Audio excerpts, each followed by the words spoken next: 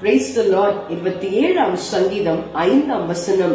தீங்கு நாளில் அவர் என்னை தமது கூடாரத்தில் மறைத்து தமது கூடார மறைவில் ஒளித்து வைத்து கண்மலையின் மேல் நிறுத்துவார் என்று சொல்லி வாசிக்கிறோம்.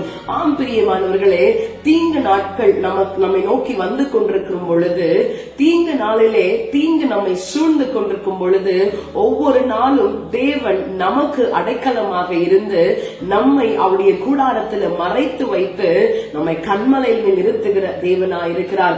இந்த நாளிலேயும் எப்பேற்பட்ட பிரச்சனைக்குள்ளாக நீங்கள் கடந்து சென்று கொண்டிருந்தாலும் இயேசுவை சார்ந்து கொள்ளுங்க.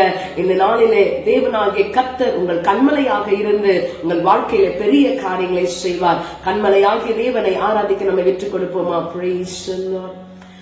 தீங்கு நாளில் தம் கூடார மறைவில் தேடி சேர்த்தென்னை மறைப்பார்.